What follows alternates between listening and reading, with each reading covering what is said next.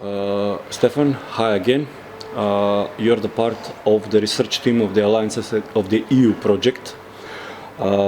which is sponsored by the Visegrad Foundation with the Ministry of Foreign Affairs of Republic of Korea. The project seeks to engage in analysis and advocacy initiative aiming to depolarize the intercultural relations between North Macedonia and Bulgaria in order to prevent the pending possibility of another stalemate of the EU enlargement process. In short, can you explain to us what is the topic of your research in the frames of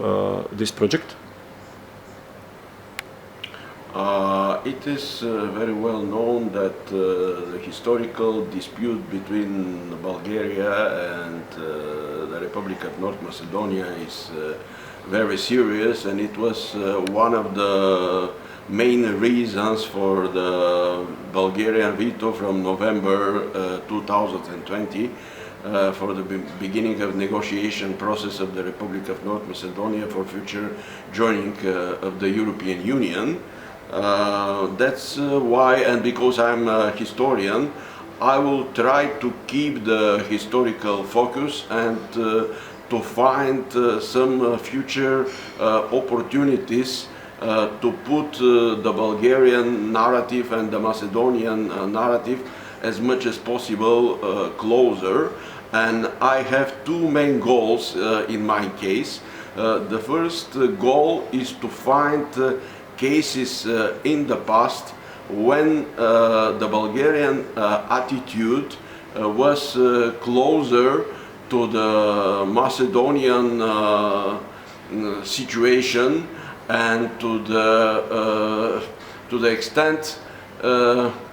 to make possible the existence of separate Macedonian, at least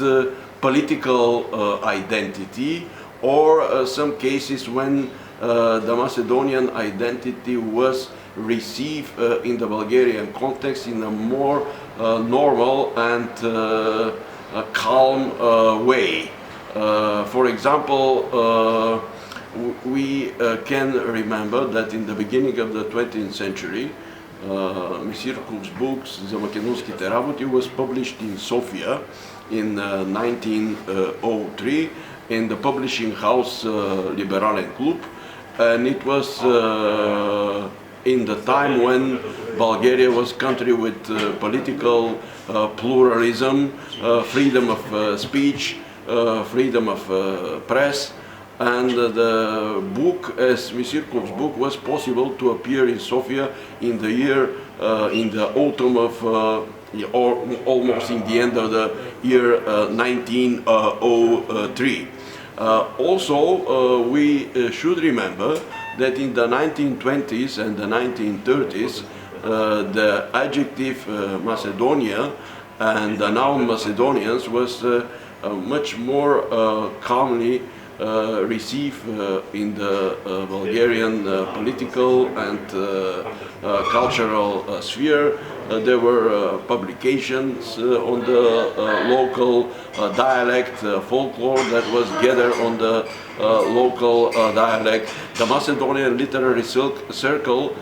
existed in the 1930s, and it was not a kind of the underground organization, but they gathered in Sofia in a peaceful way. They were not persecuted by the Bulgarian authorities. And also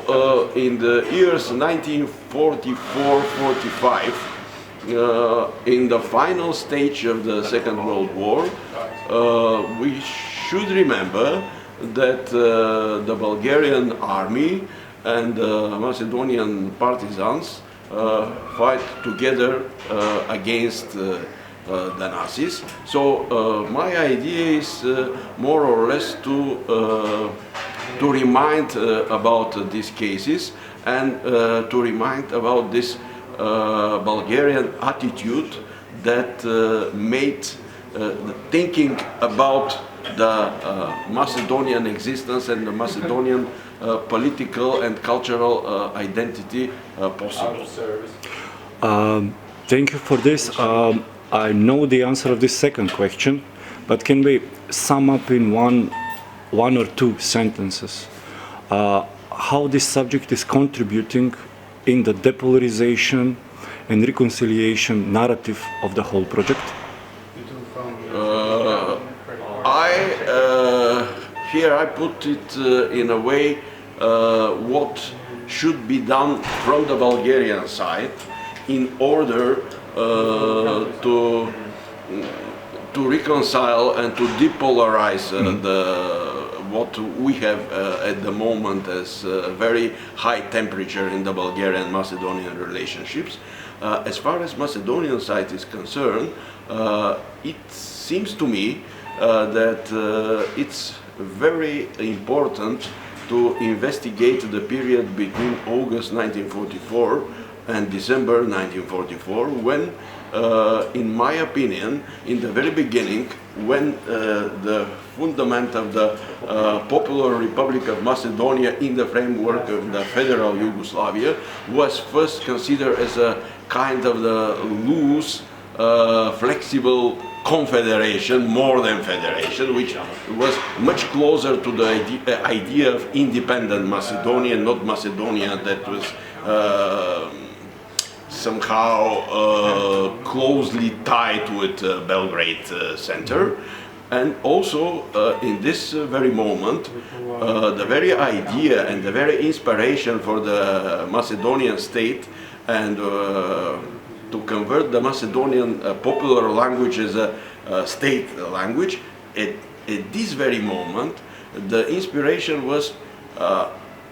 anti-Great Bulgarian, but not anti-Bulgarian, and it's visible from the documents. And at the same time, it was a period when the Bulgarian identity was possible to exist and to be part of the cultural palette of independent Macedonian state with equal rights with those Macedonians who consider themselves ethnic Macedonians, which also is quite well illustrated from one of the newspapers that was published, as far as I remember, not more than 5 numbers of this newspaper, in which independent Macedonia, in which this newspaper was published in both languages, Macedonian language and Bulgarian language, which means that in the very beginning the project of independent Macedonian state was much more pluralistic, and my idea is to remind this to the Macedonian society, and in this case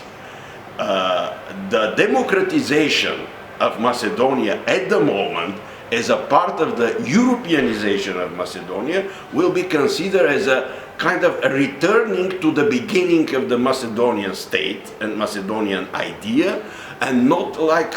you go after the Bulgarian claims, and it's something like self-humiliation of Macedonia to the Bulgarian claims, are not returning for the very first sources of the Macedonian project. Thank you very much and good luck with the research.